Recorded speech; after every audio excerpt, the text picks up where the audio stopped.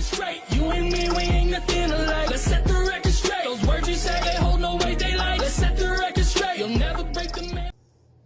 Hello everyone, welcome back to another Diecast haul. Now, I believe this is the Jeffrey Earnhardt Talladega paint scheme for Everlawn, I'm pretty sure. I only say that because this is the only one, as far as I know of, that we've been waiting on for the Black Friday sale. If you have not really kept up with the last couple of Diecast hauls, let me just update you real quick. So, I basically bought a pretty good chunk from K-State Diecast. Of course, you know, getting some Black Friday deals. I think you got like 13 or 14 cars in that, you know, haul, or not really the haul, but in that order. And it's like they split half of it. So I think 6 came one day, like 6 or 7 came another day. But the Jeffrey Earnhardt Forever Lawn was still never found. And as far as I know of, that is the only one we are missing in order to complete our order. And this box does feel pretty light. I'm assuming there's only one inside. Already cut the label off. This bad boy is ready to be unboxed. So let's go ahead and get our little X-Acto knife friend here. And go ahead and cut this bad boy open. Now, just for good luck, I do have the custom version I made of that die cast right there. So, we'll see if this is the legitimate one. I don't know if it is. I'm assuming it is because that's really, again, the only thing I've been waiting on. So, if I had to take a wild guess, that was what would be in this box. Again, we've been waiting a pretty good minute. Maybe about a week or so. Not really a whole lot. But, yeah, we got every other die cast except for that Jeffrey Earnhardt. Unless, for whatever reason, I'm missing one that I just didn't really notice. Which is highly possible. I can be a bit of a goof sometimes. So, you know, maybe there's some other surprise die cast in here. But I'm really looking for the Jeffrey Earnhardt. Because, again, if it's gets lost in the mail, then we got an issue. But I don't think it will be lost. I'm pretty sure it's in here. I got a small amount of packing peanuts. So, you know, not really filled to the brim or anything. So let's go get this snow on the road, I guess you could say. And, oh, it says RCR. Ooh, interesting. Yeah, there we go. There's the actual Forever Lawn paint scheme. Now, I do want to take a quick side-by-side comparison from the actual die-cast for, like, the actual release, and then the actual, like, custom that I made. So, we'll see how that kind of goes down and what the differences are. And, of course, we'll do more of a better breakdown during the actual die-cast review. But, nonetheless, this is a pretty cool die-cast, simply because, I mean, if you just look at the roof, you can pretty much tell. Now, the green outline kind of gives it, you know, a little bit of a different vibe. But if it had a red outline instead, yeah, it'd be a whole lot different story. Got Earnhardt on the car. It's in a Chevy on a number 3. It's a Camaro. I mean, it is a Xfinity die-cast, but nonetheless, the number 3 with an Earnhardt name tied to it once again for the first time since 2010, I want to say. Maybe a little later, but I'm pretty sure 2010 was the final time that the Earnhardt name was tied to the number 3, of course, with that being Dale Earnhardt Jr. winning Daytona in the Wrangler scheme. And just like that race back in 2010, this was raced at a place track, but it was not Daytona, it was Talladega, good old Earnhardt country. So, yeah, pretty cool. He actually came second in that race, which was pretty, you know, neat to see. I think Gragson ended up winning that race. It would have been cool to see Earnhardt win, but you know what? It's Jeffrey.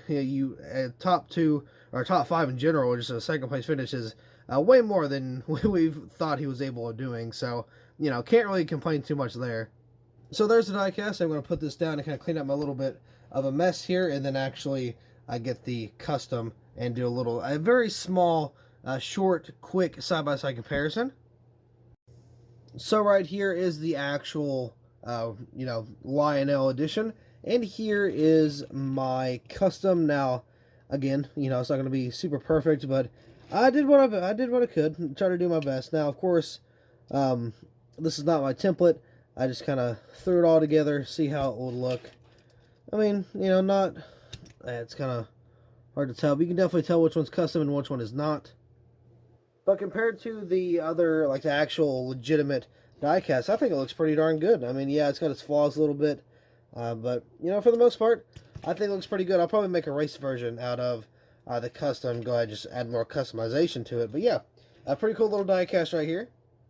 Now, this would have been... what in the world? Why do I say it with a V? Now, this would have been the very last die-cast haul for a little while But then Lionel decides to come out with some brand new releases. We got 2 Alex Bowman diecasts that I do not have yet. I have the metal chassis editions, but I do not have the actual, like, plastic chassis, I guess you could say. So I'm going to save one for that review whenever I can. That way we can do a dual diecast review on that specific paint scheme.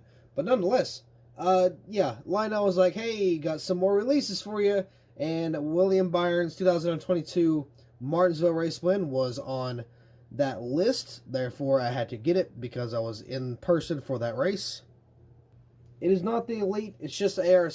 Also, speaking of Elite, I didn't even realize that Alex Bowman's Las Vegas Race Win Elite was out. So, whenever I can get to that, I'm going to try to, you know, get it in the studio somewhere if possible. I got Christmas coming up. I got a bunch of gifts to get the people. So, you know, it may be a little bit until after January or maybe sometime in January. But it just all depends on how that all falls.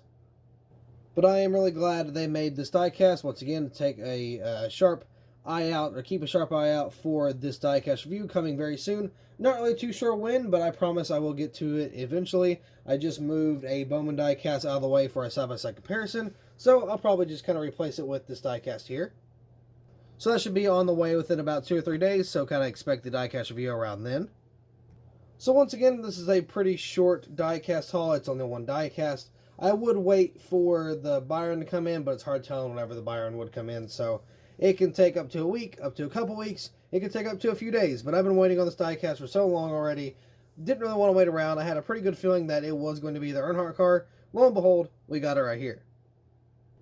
I thought about getting the 124 of this. I'm not really too sure if it's even out yet or if it's going to be made. I would assume it's going to be made if it's not already out. So, I don't know. I may pick it up. I may not. I'm trying to save a little bit of room for just 124s because I'm trying to get some more Earnhardt wins in, both senior and junior. Mainly junior. I'm going to try to get my junior collection back going. So it really just depends whenever I can get that in. And while we're here on my Bottom Bag Diecast eBay page, I listed about 10 or 11 brand new releases, not releases, but brand new listings. And some of them are kind of rare. Most of them are like from 2021. Some of them are rare. I think some of them are like kind of common. I'm not really too sure. I'm sure some of them are common. I've got a couple, you know, pretty good ones in there. So they're all on a bid. They're starting out at $1 each. Available for 7 days. I think it's at like 5 days now. So if you want to go see if you can get lucky and see if you can get some diecast for really, really cheap, I got $5 shipping on them. But again, bids start out at $1. Not a lot of them have bids right now. So I don't know. Go see if you can make yourself lucky. Obviously, that would help me out as well. Some might be good Christmas gifts. Just kind of throwing it out there because, you know, it's kind of the holiday season. You know, you might want to get some diecast for your buddies if you haven't already. I don't know. I'm just saying that might be a good place to go. But in all seriousness, I'm actually going to be doing that for the next couple of days. I've got like 20, almost 30 diecasts that I'm trying to get rid of. Just to kind of, you know, get out of the way. So, throw them up on a bid, see how it do. Whatever they sell for, they'll sell for. You know, surely somebody will get something. So, I think in the next couple of days, I'm going to be posting about 10 or so more on there. So, also starting off at a bid for $1 each. So, look out for those. Also, we still have the Bottom Bag Diecast Wave 5, the Race Win Wave 2, still available. Some of them are available, some of them are not. We got the Noah Gragson, we got the Austin Dillon, Austin Cindric, Kurt Busch, and the Ryan Preece still available on eBay if you want to go check those out as well. Just a little small promotion, just kind of trying to get all my inventory out, make room for my new room, trying to get everything all switched around and trying to get everything all set up nice and pretty. That way I can finally do a room tour whenever I get the time and get the space. Everything must go. I'm trying to get rid of it. That's why I'm taking a risk on having diecast sell for really cheap. I may lose money on some, I may gain money on some. Either way, I want them gone, so they're only $1 right now on a bid for like the next 5 or so days. Check it out. Don't miss out. But that being said, I do believe that'll be all for this diecast haul. Again, I wish I had more for you, but unfortunately I do not. I'm going to try to get the other 2 Bowmans. That way we have a little more of a diecast haul whenever the Byron comes in with them, so we'll see how that goes. But once again, that'll be all for this diecast haul, so thank you all so much for watching. I hope you all enjoyed, and I will see you in the next video.